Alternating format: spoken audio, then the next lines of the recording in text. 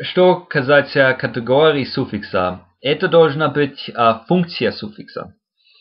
Это может быть, например, притяжательный суффикс или энклитик, где суффикс может представать в зависимости от категории. Например, притяжательный суффикс, при помощи которого показывают, кому принадлежит предмет.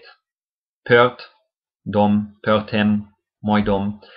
Может быть присоединен к существительному, также к послелогу. Например, дене с денем со мной.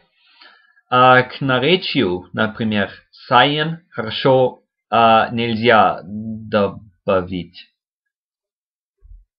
Последовательность суффиксов в марийском языке несколько сложна. В финском языке, если в слове содержатся и приятельный суффикс, и падежный суффикс, первым всегда ставится суффикс падежный, а вторым притяжательный.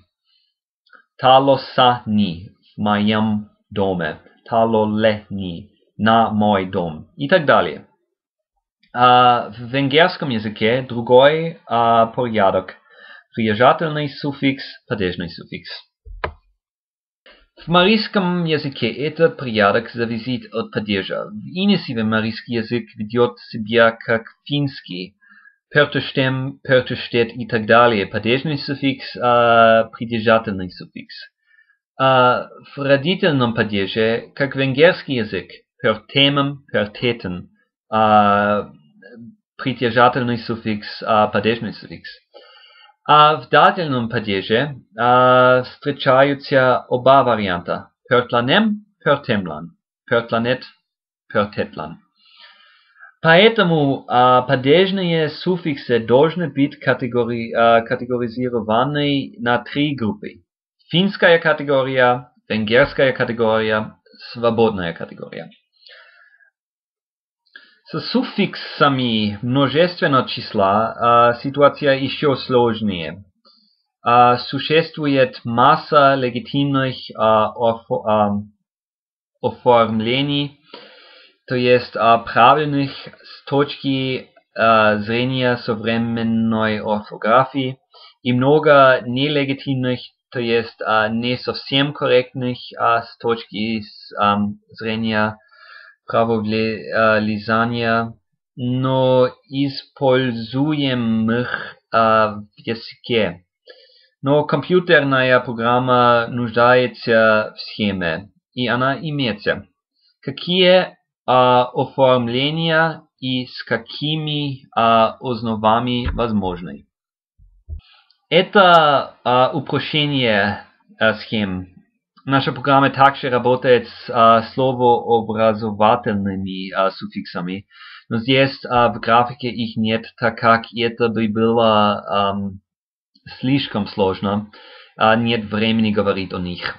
Я знаю, что и без словообразовательных суффиксов объяснение сложно, поэтому хочу привести пример. Анализ слова «пертемблакнат», также к моим домам. Первый вопрос, возникающий у анализатора. «Пертемблакнат» — это слово. Он сверяется с словарем, но такого слова в таком виде в словаре нет.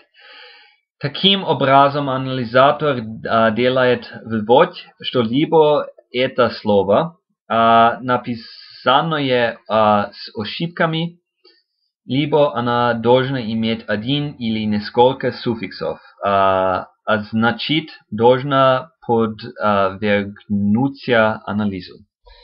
Когда анализатор начинает анализировать это слово, он ничего о нем не знает. Является ли она глаголом или это послелог? Ничего.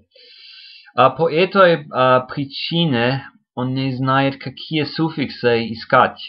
Он перебирает опробивая все, что имеет и находит несколько вариантов интерпретаций. Например, «те» может быть притяжательным суффиксом второго лица единственного числа.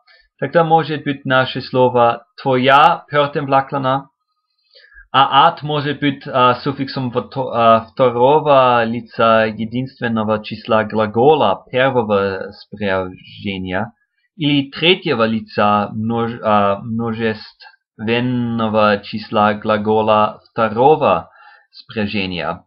Тогда это значит «ты пёртемблакланешь» или «они пёртемблакланут».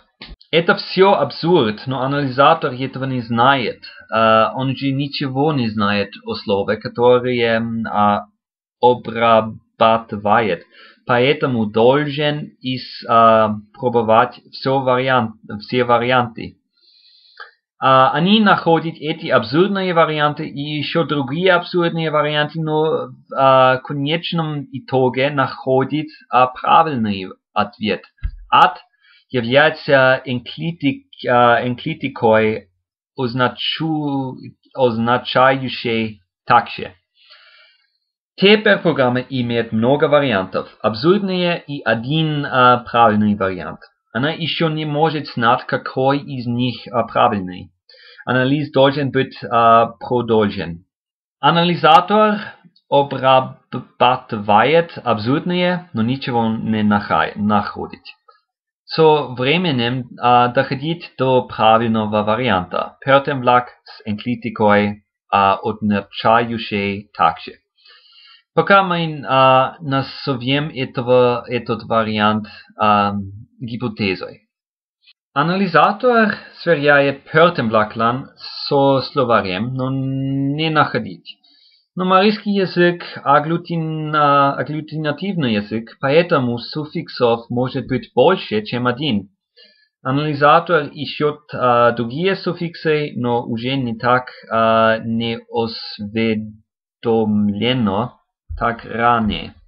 В соответствии с нашей гипотезой, последний суффикс энклитика. Это значит, что далее не надо искать энклитики.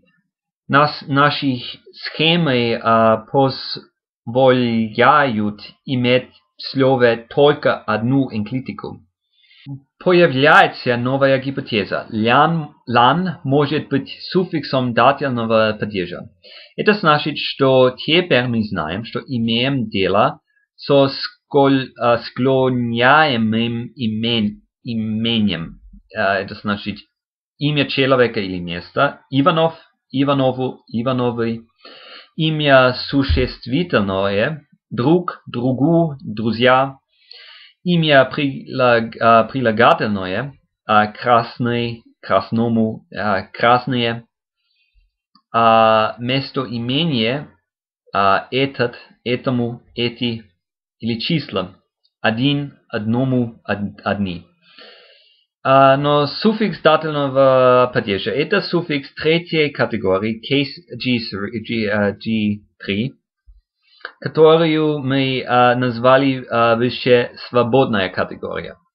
В этой категории мы имеем дело только с суффиксами, которые требуют основу имени.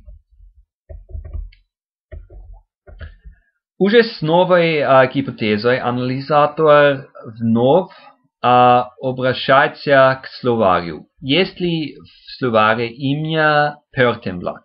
Нет. Надо продолжать поиски.